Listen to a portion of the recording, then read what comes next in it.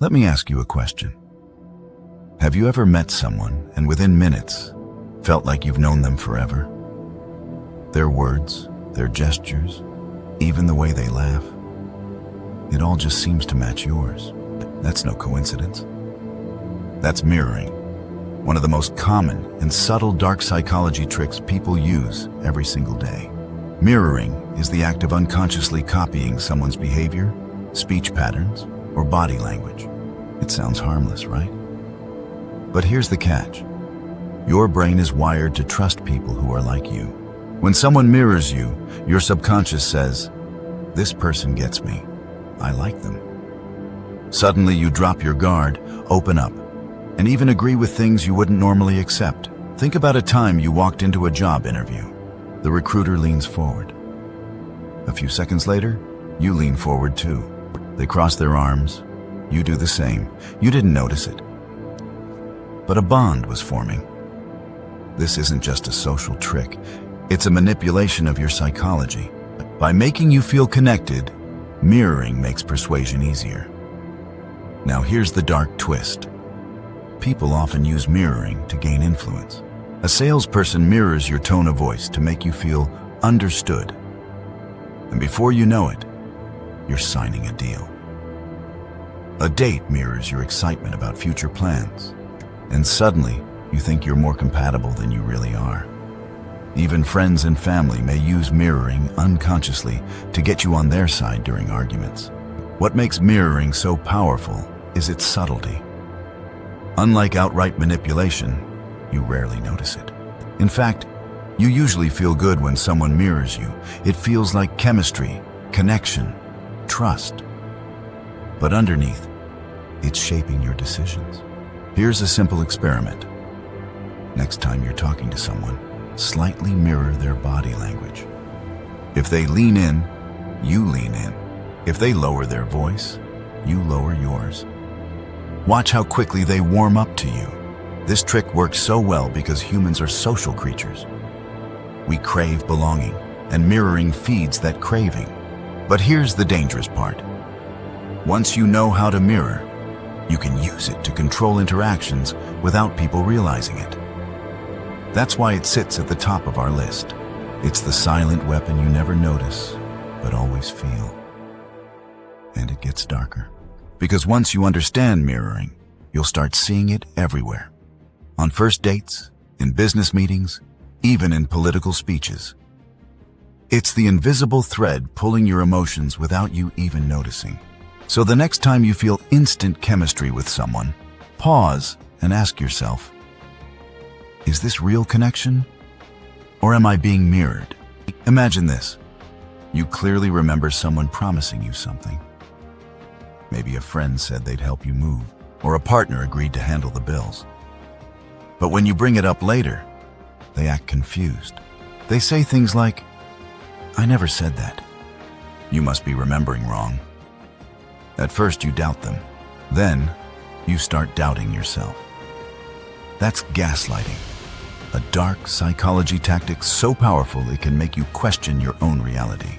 We often think of gaslighting as something that happens only in toxic relationships or movies about psychological abuse. But the truth is, it happens every single day in subtle ways. It can be as small as someone denying they made a sarcastic comment that hurt your feelings, or as big as rewriting entire events to protect themselves. The danger lies not in one denial, but in the repetition. Over time, gaslighting chips away at your confidence until you no longer trust your own memory or judgment. Here's the scary part. Gaslighting doesn't always come from people with bad intentions. Sometimes it's used as a defense mechanism, for example. And when someone makes a mistake and can't admit it, they might deny it ever happened. "I didn't forget your birthday. I'm sure I texted you." That tiny lie shifts the blame and leaves you second-guessing. Other times, gaslighting is intentional, used to maintain control. Think about arguments you've had. Has anyone ever told you you're too sensitive or you're imagining things? That's gaslighting in disguise. Instead of addressing your feelings, they dismiss them. forcing you to question whether your emotions are valid at all. And once you start doubting your perception, the other person holds the power. The mechanics of gaslighting are rooted in repetition and authority. If someone you trust keeps telling you that your version of events is wrong, your brain eventually starts to believe them. It's survival instinct. Humans tend to conform to the stronger voice in order to avoid conflict. But in the process, you lose your grip on your own reality. Now here's where it gets truly dark. Gaslighting isn't just personal, it's everywhere. Politicians, marketers, even media outlets use it. Ever heard a company deny a mistake that's right in front of your eyes? Or a leader claim that what you saw didn't really happen? That's gaslighting on a mass scale, and it works frighteningly well. The best defense against gaslighting is awareness. When you notice someone constantly making you doubt your own memory, stop and ask, do the facts back up what they're saying? Or are they trying to rewrite reality? Keeping records, journaling, or simply trusting your gut can help anchor you when someone tries to shake your foundation. Gaslighting is one of the darkest psychological tricks because it doesn't just influence what you do. It reshapes what you believe to be true. And once reality itself is questioned, the person gaslighting you holds incredible power. But here's the chilling part. Gaslighting is often paired with something even subtler: guilt. Picture this. You say no to a request. Maybe you don't want to lend money, or you're too busy to meet up. Instead of respecting your boundary, the other person sighs, frowns, and says something like, I guess I just thought we were closer than that. Instantly, you feel guilty, even though you did nothing wrong. That, right there, is guilt tripping, one of the most common yet underestimated dark psychology tricks. Guilt is one of the strongest human emotions. It keeps us in line, pushes us to make amends, and prevents us from acting selfishly all the time. But guilt can also be weaponized. When someone guilt trips you, they're using your own empathy against you. They frame themselves as the hurt party and you as the bad guy, forcing you to act in their favor just to relieve the uncomfortable weight of guilt. Let's break it down. Guilt tripping usually comes in three forms. The victim role. Don't worry about me, I'll just suffer through it. This puts all the emotional burden on you, the silent martyr. They don't say anything, but their disappointment radiates through their tone, expressions, but silence. The comparison trap. After everything I've done for you, you can't do this one thing? They remind you of past favors, twisting them into leverage. We've all experienced this at some point. Parents often use it to control children. Partners use it to keep balance tilted in their favor. Even friends might guilt trip you into doing things you don't want to do. And here's the kicker, it works, because guilt is uncomfortable. Our brains are wired to avoid it. To escape that feeling, we give in. But here's the dark beauty of guilt tripping. It often hides under the mask of love, care, or sacrifice. On the surface, it looks like someone is simply expressing hurt. But beneath, it's a manipulative tactic to shift responsibility onto you. They don't have to force you, you force yourself out of guilt. What makes guilt tripping so effective is that it doesn't just change your decision. It changes how you see yourself. You start to believe you're selfish, ungrateful, or uncaring. That internal label makes you easier to control in the future. Next time, you won't even resist. You'll just comply to avoid feeling that way again. But here's the question. How do you fight back? The answer lies in recognizing the pattern. If someone constantly makes you feel guilty for setting boundaries, step back and ask, am I really wrong? Or are they making me feel wrong? Once you identify the tactic, the guilt loses its grip. Yet guilt tripping rarely exists in isolation. It often works hand in hand with another dark trick, playing the victim card, which takes this manipulation to an entirely new level. Have you ever dealt with someone who always seems to be the injured party, no matter what happens? Maybe they failed at work because everyone was against them. Or they blew up in anger but then claimed, you pushed me to it. This is the victim card, a dark psychology tactic where people twist situations to appear powerless, innocent, and wronged, even when they're the one causing harm. At its core, Playing the victim card is about dodging responsibility.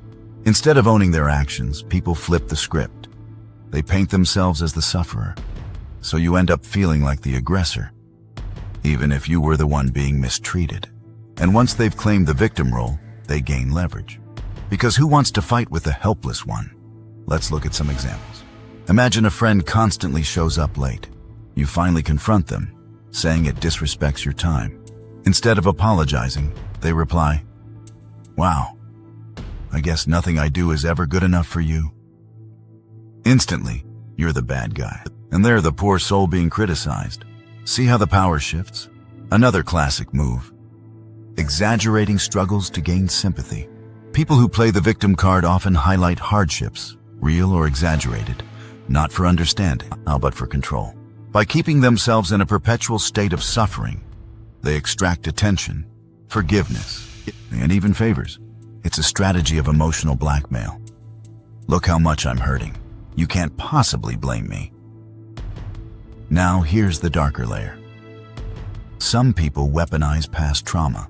They bring up old wounds in unrelated situations to silence criticism. For example, "You can't get mad at me for lying. I've been through so much."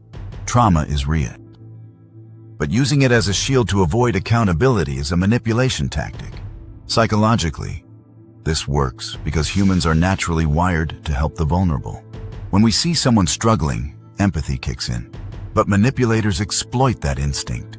They know that if they can position themselves as weak, they'll gain sympathy. And once you sympathize, you're less likely to hold them accountable. What makes this tactic so effective is that it creates a moral trap.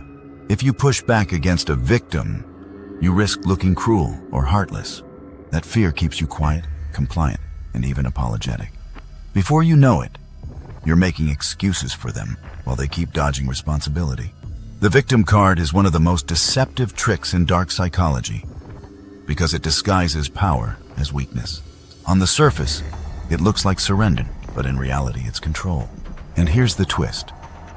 When playing the victim card doesn't work, manipulators often flip to its cold cousin, the silent treatment, a weapon that doesn't demand sympathy, but forces obedience through discomfort. Silence can be comforting, healing, even peaceful. But when used as a weapon, silence turns into one of the most brutal tools of dark psychology, the silent treatment. Instead of yelling, arguing, or confronting, the manipulator withdraws completely. They don't reply to texts. They don't answer calls. They sit in the same room as you, but act like you don't exist. And slowly, that silence eats at you. Why does it hurt so much? Humans are social creatures. Our brains are wired to crave acknowledgement.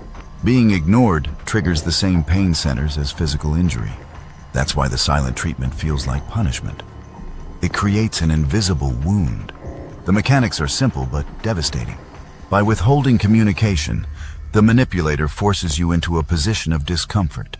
You start overthinking, what did I do wrong? Why are they upset? How can I fix this?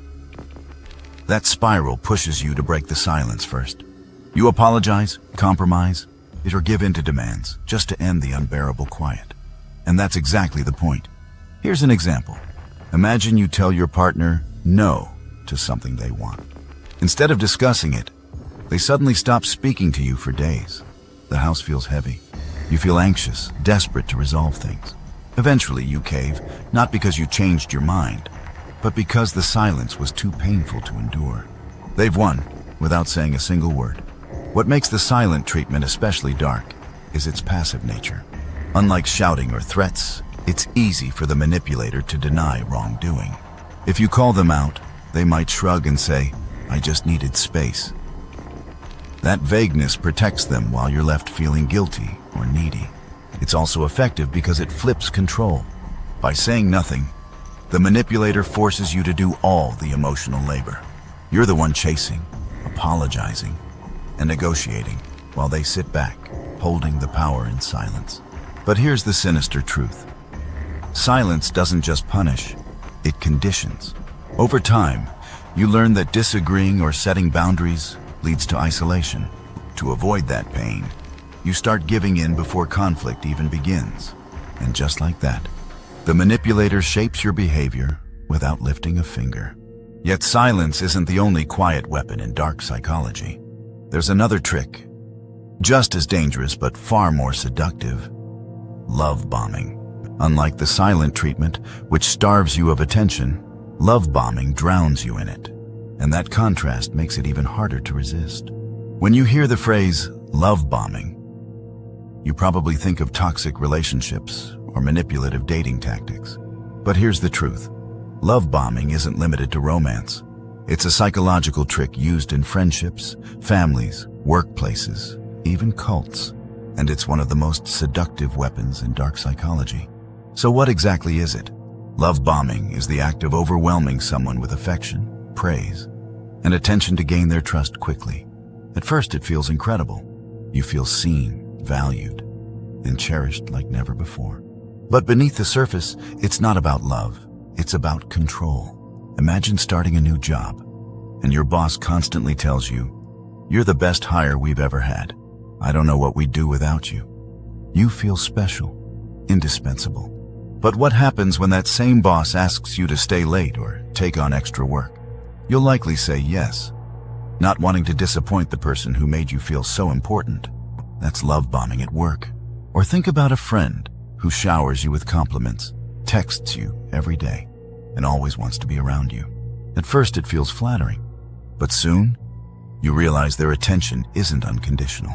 The moment you don't meet their expectations, the praise vanishes. And suddenly, you're scrambling to earn it back. The cycle is what makes love bombing so dangerous. It starts with excess. Grand gestures, constant validation, over-the-top flattery. Then comes the withdrawal. The manipulator pulls back, leaving you confused and craving the high of their attention. That craving pushes you to comply with their wishes, hoping the flood of affection will return. Psychologically, this works because humans are wired to seek reward. Our brains light up when we receive praise and connection, releasing dopamine. Love bombing hijacks that system, turning relationships into a loop of reward and deprivation. The manipulator becomes the gatekeeper of your happiness. Here's the darker twist. Love bombing doesn't just create dependency, it also isolates. By flooding you with attention, manipulators can pull you away from others. They become your main source of emotional satisfaction, making it harder for you to break free. And the scariest part? Many people who use love bombing don't even realize they're doing it. It can feel natural to shower someone with affection. But when that affection comes with hidden strings attached, it crosses into manipulation. Love bombing is effective because it makes you forget your boundaries. You confuse intensity with authenticity. But the truth is, anything that burns that brightly, that quickly, is rarely real. And once someone has hooked you with overwhelming affection, they often move on to another trick, making you believe that opportunities, attention, or even love itself are scarce. That's where scarcity mindset manipulation comes in. Why do people rush to buy limited edition sneakers? Or why does "only 2 seats left at this price" make you click buy now?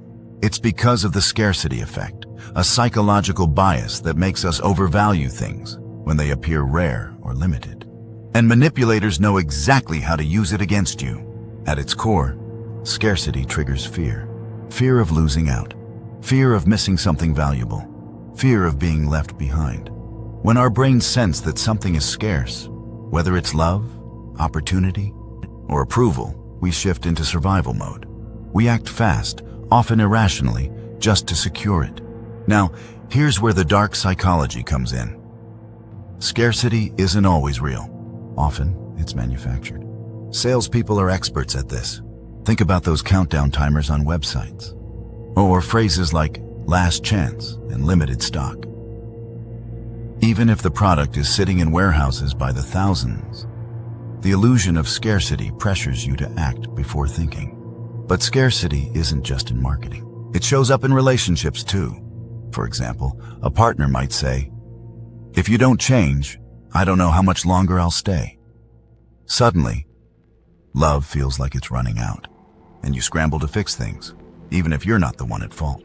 Friends might hint that your bond is fragile, making you feel like you must constantly prove your loyalty. Parents may even use scarcity of affection. If you don't behave, Don't expect me to be there for you. The love itself becomes a limited resource, and you fight to keep it. The scariest part about scarcity manipulation is that it hijacks your decision-making. Studies show that when something feels scarce, people take bigger risks, make quicker choices, and ignore red flags. Manipulators count on this. They don't want you thinking clearly. They want you panicking about losing something you value. Scarcity also creates competition.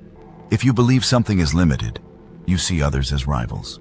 That's why companies push exclusive drops, or why some leaders tell their teams there are only so many spots at the top. Suddenly, people fight each other instead of questioning the system itself. Divide and control, that's scarcity at work. But here's the twist. Once you start seeing scarcity for what it is, its power weakens. Ask yourself, is this really scarce? Or am I being made to believe it is? More often than not, the urgency is artificial. Recognizing that gives you back control. Scarcity is dangerous because it plays directly on survival instincts, and manipulators often combine it with another sneaky tactic: foot in the door persuasion. A trick that starts small. It then escalates until you've given more than you ever intended. Here's a simple scenario.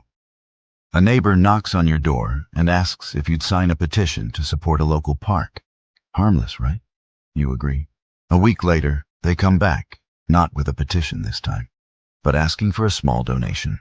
And because you already said yes once, you feel compelled to say yes again. Congratulations! You've just experienced the foot in the door technique, a persuasion trick rooted deep in dark psychology. This tactic works on a simple principle. Once people commit to something small, they're far more likely to agree to bigger requests later. Why? Because humans crave consistency. We don't like seeing ourselves as someone who says no, especially after already agreeing. That inner pressure to stay consistent makes us easy to manipulate. Salespeople love this trick. First, they'll get you to accept a small free sample or a minor add-on. Later, when they push the premium package, you're more likely to buy because you've already invested. Charities use it too, first asking for a signature, and then a small donation, then, eventually, larger financial commitments. Each step feels natural, but together they form a path of compliance. But it's not just sales. The foot in the door technique creeps into relationships too. A friend might start by asking for a small favor. Can you drop me off at the bus stop? And later escalate. Can you drive me all the way across town? Because you said yes before, it's harder to refuse now. Romantic partners might use it by first pushing tiny boundaries, and then larger ones, conditioning you to accept more over time. The brilliance and danger of this trick lies in its invisibility. You rarely notice the gradual escalation. Each request feels justified in isolation, but together they lead to major compliance. By the time you realize how much you've given, it's already too late. Psychologists have studied this for decades. One famous experiment asked homeowners to put a small sticker in their window, supporting safe driving. Weeks later, those same homeowners were asked to install a massive, ugly billboard in their yard with the same message. Shockingly, most agreed, simply because they'd already said yes to the smaller request. That's the power of consistency. Here's the chilling twist. Foot in the door persuasion often merges with guilt and scarcity.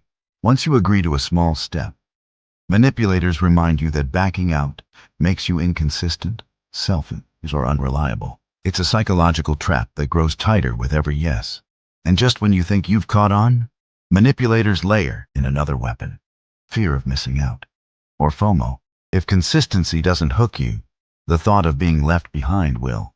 Scroll through social media for just 5 minutes, and you'll see it everywhere. People showing off vacations, parties, new gadgets, and success stories. That sinking feeling you get, the one whispering, "Everyone else is living better than me," is FOMO, the fear of missing out.